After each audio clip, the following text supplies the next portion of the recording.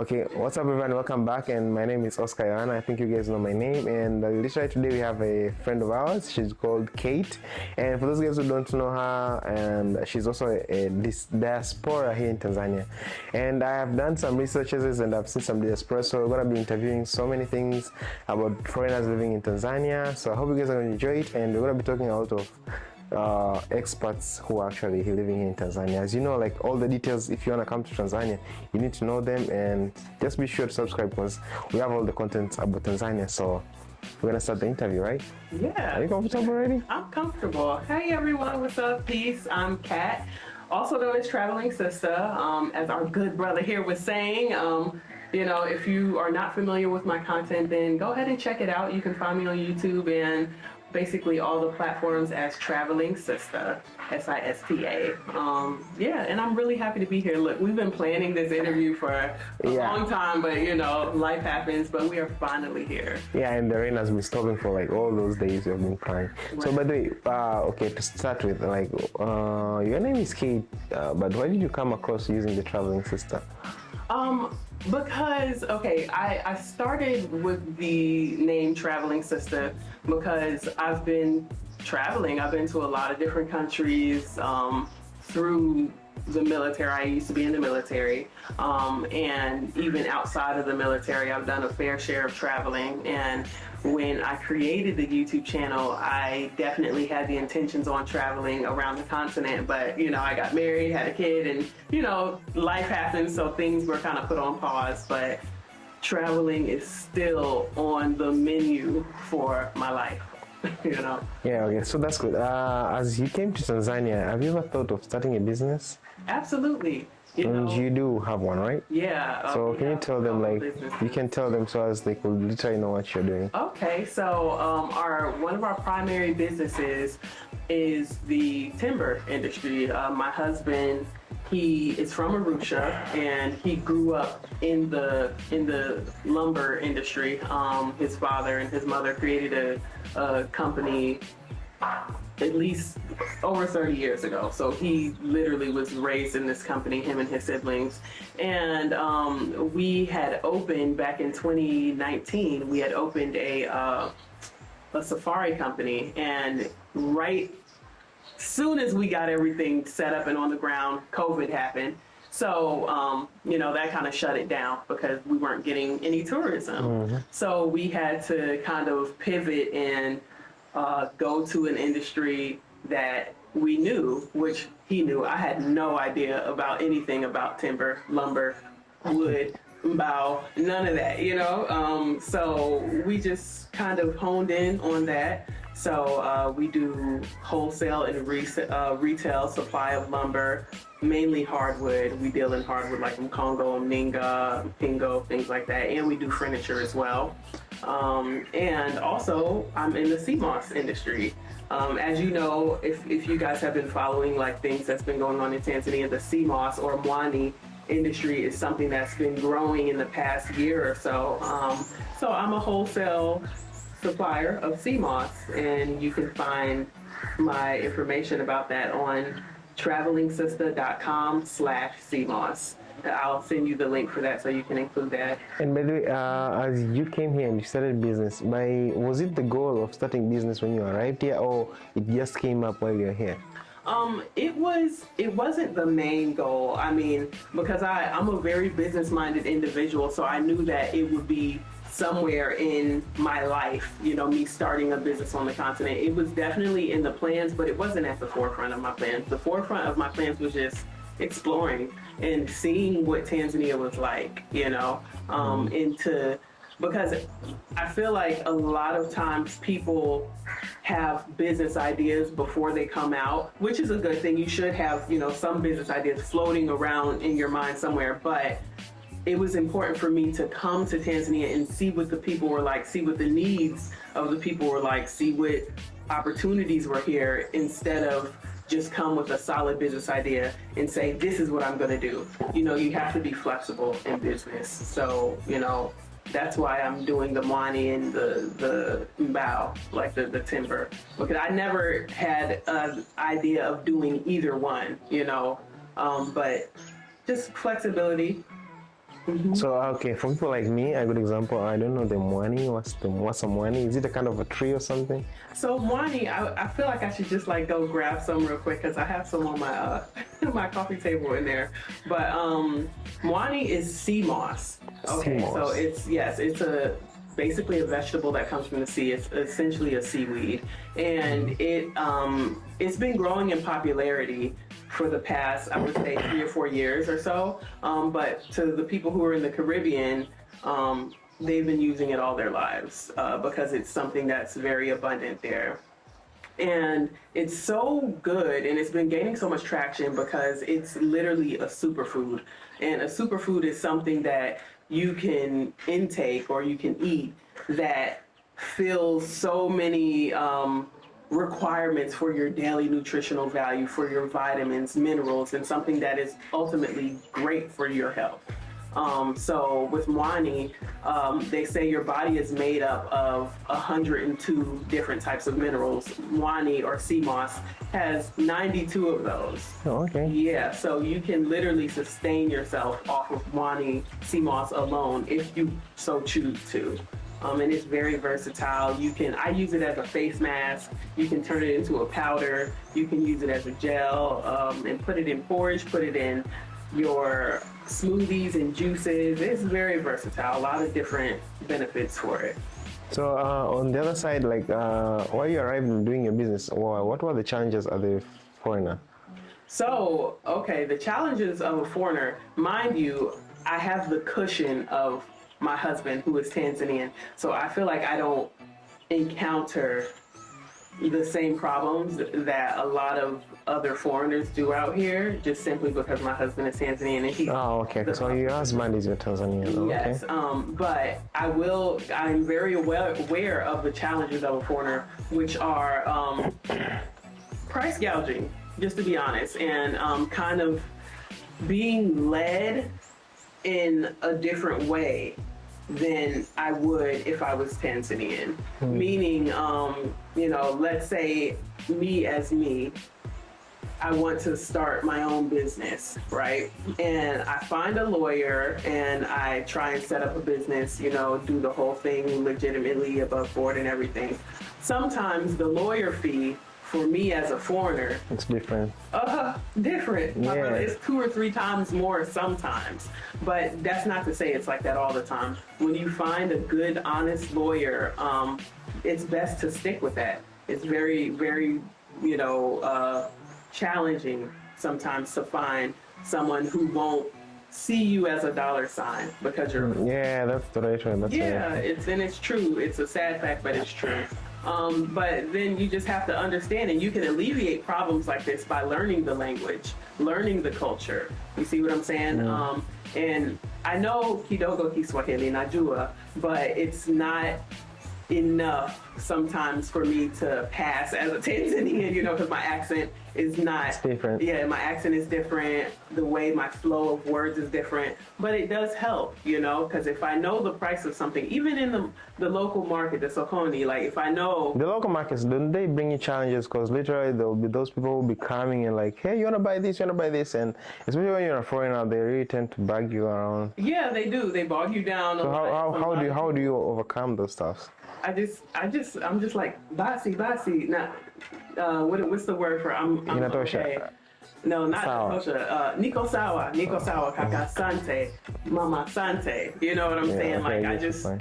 and I just kind of shut it down. But especially with the prices, like I know, the prices of certain things. So you can't charge me 10,000 T shilling for a saddle of nyanya. Like you're not gonna do it. For other foreigners, you might be able to do that. But like, I know the general prices for things, and I know that if I'm in Masaki, I might get charged more than here in Goba. You see what I'm saying? that's So. Yeah, just to know the general prices of things like that is very important because it saves you money. So on the lifestyle side, do you think it's possible for a foreigner to like maintain the workout of going to buy in local markets rather than is it worth it really to go to the local markets because they will be bagged out around because they're foreigners and it's hard for them to be like to separate themselves, since their language and the way they react to people is kind of different. Right. And exactly, for example, if you're a stranger, you not be the same as the local one, because the local is already used. So do you think it's worth it for someone to like go to a big market, for example, in the city or shoppers, or to just spare the money and go to the local markets? Is it Wow, worth it getting that far? That's a good question, Kaka. That's a good question because for me, yes, because I can tend to be kind of frugal when it comes to like, if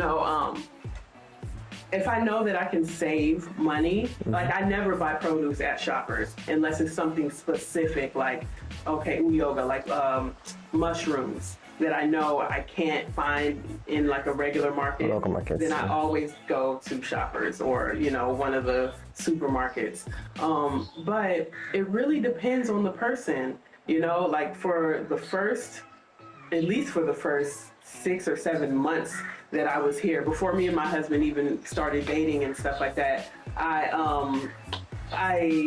always had a Tanzanian person with me when I went to the markets to see how people move and to see how you negotiate for things. Because let's say, yes, the price is fixed for one thing maybe, but if you buy 6 different things from the same person, you can barter a little bit, and that's a part of the culture that is very different from ours in America. Like if a price is a price is a price, and that you're not bargaining. But I think in America, do you guys also? Because I have never been in America, but I'll just wonder, like, do you guys also have local markets and stuff? Kind of. It's more so something very posh and something kind of fancy, you know what I'm saying? We do have farmers markets, right? But it's not like you have them on your street. Like even here, you have the kibandas that sell the little things here and there. We don't have that. Like it's an event to go to a farmers market. You see what I'm saying? And they tend to be a little expensive because it's something that we have moved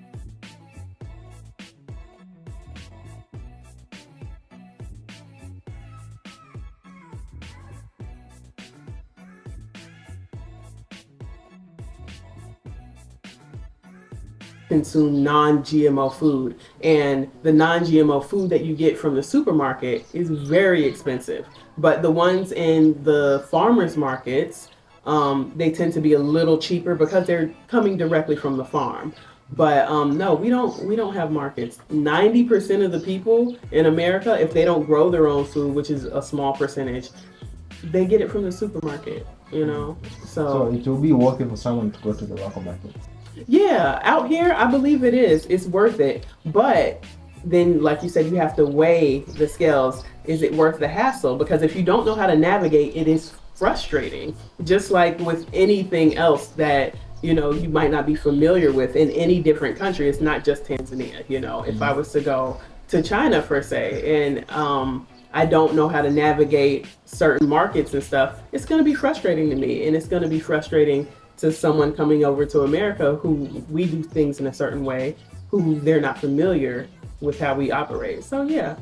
So okay, and also one thing to add up. So you came here before you met your husband. Mm-hmm. Oh, so you guys met here in Tanzania. Well, kind of. So we were in touch on social media a little bit, but not a lot. Just barely.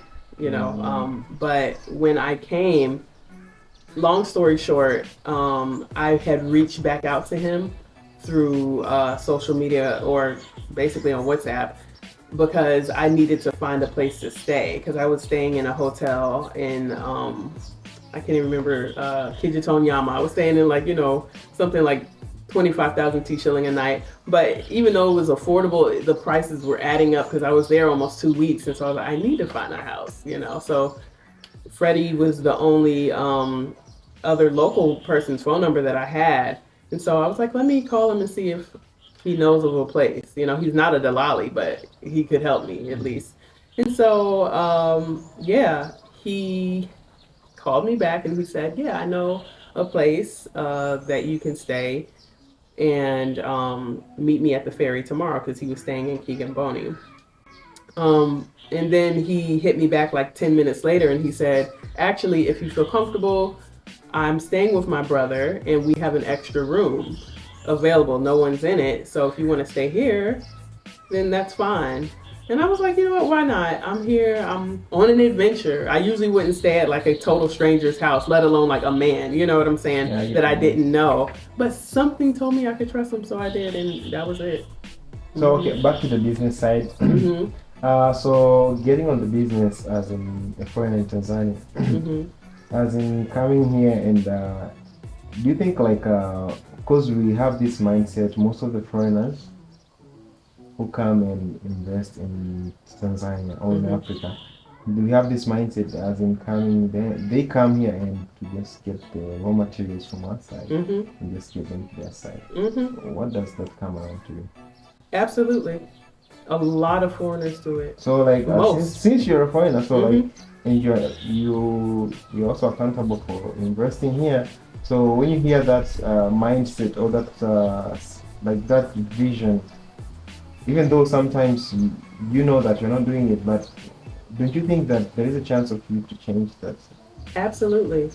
And I feel like me as a foreigner married to a Tanzanian, I feel like I'm presented with a very unique opportunity to bring awareness to that as if it really needs to be. Because I mean, let's be real, everybody knows that foreigners come to take, like when it comes to investment for the most part.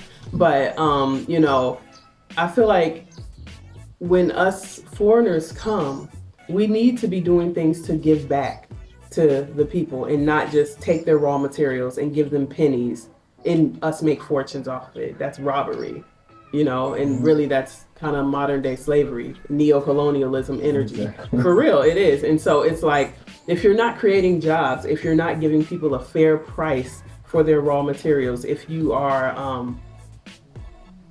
essentially using people as a cash cow, then that's, you know what I'm saying, that creates more poverty, that creates even the mindset, that perpetuates the mindset that's all we're out here to do. Because let's face it, I mean, that's what the bulk of the Western world does, not only to Africa, but to these other so-called third world countries or developing countries. You see what I'm saying? Because if you really look at it in plain view, most of what the West calls poor countries and third world countries, they're the countries with the most natural resources. You know what I'm saying? Yeah, Tanzania does not need the world. The world needs Tanzania. And I can right. say that for all of Africa. Like, but specifically Tanzania, you have oil, you have gold, you have minerals, you have arable, fertile land. You know what I'm saying? What do you need from the West? You have everything you I think need what right they there. need is technology. Yeah, I can agree to with extract that. and to like recreate something else out of the raw materials. To refine, yeah, to an refine. industry. I Exactly. would agree with that. I will agree with that, like, because I don't want to romanticize, you know what I'm Yeah, saying, yeah, and right. wax poetic about Africa, but like, you know, it's definitely things that can be in exchange.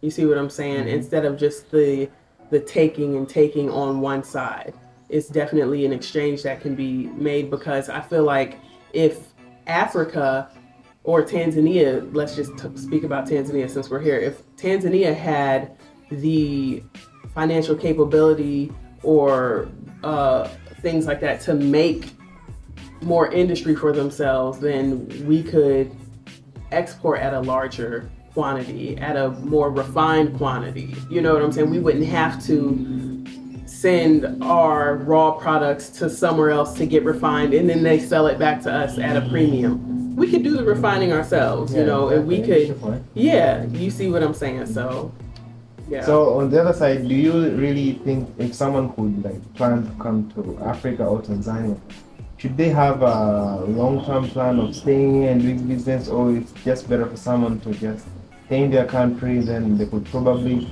come here just for a travel, short period of time, then go back? What is the best option for them? If you would have advice? The best option for them is what their spirit leads them to do, really. You know, some people are not cut out for this lifestyle to live, because especially us in the West, we're so used to Western comforts. Like right now, as you can see, I have hoses all over my yard right here because our water pump is broken. You know what I'm saying? Yeah, good point. Yeah, so like that would totally frustrate some people from the West, and they would probably be ready to move just because like I have another like hose where I have my buckets, you know what I'm saying, and I fill the buckets. We wash our dishes in the buckets, we bathe, we heat the water in the bucket, like, you know what I'm saying. It's not a big deal to me the because local way. the local way, you know what I'm saying. And if you're not able to adapt to the local way with some things, then you're not going to have a good time here. And that's what I see. Like, I've been here, December will be 7 years. I've seen a lot of people come and go. And the people who I see go the most are the people who are not adaptable. You know, the people who have not necessarily traveled outside of their home country or have had exposure to other cultures. So they're coming here with the mindset that things will be the same. Intellectually, we know that things aren't going to be the same because you're physically in a different place, but we still have that in the back of their minds, like, why is the road like this? Why is the power out? Why is you know what I'm saying? And you just got to learn to flow. And that's for any country around the world. You have to learn to flow. Yeah. So, I mean, some people are best suited to come here and visit and then go home. And some people are here for everything, you know, here for the whole adventure. Yeah, so I think that's all wrapping up for the business side. So thank you so much for like allowing us to have an interview with you. For sure. And I'm glad, and I hope people did learn something. So if in case they're just interested in coming to Tanzania for some sort of a business, so they shouldn't have that mind like it's gonna be complicated. Of course, it's gonna have some small changes, but I think there's always a chance if you have a positive mind, and if you really have like a plan on mind, and you are able to like adjust with the place, and you figure it out. Because literally, you might have something like, as you say, have something in mind, that's what you want to do, but literally when you come here, the industry has changed. Yes. So you have to move according to what the people want. So yeah, I think then they'll be able to do something right. Yeah, and I want to add something to that before we go really quickly. You know, there has been a lot of people leaving because of how difficult they say it is to open a business here. And I just want to say this, okay? You have all nationalities here who have opened businesses the legitimate way, who have, you know, gotten all the certificates, all the everything that they need to do. You know, it's just a matter of, are you willing to jump through the hoops and stick it out to open a business? You know, yes, it's gonna be challenging in everything, but it is possible because everyone else here is doing it. So don't get discouraged. You know what I'm saying? Do not get discouraged. You know, just push through if this is what you really want to do. You know, don't let people persuade you against what you feel like is in your heart to do. You know, yeah. So just roll with the challenges as best you can until you can't. Yeah. So thank you so much. Until we meet again. And you're welcome. Bye bye. Bye. Peace. Thank you for having me.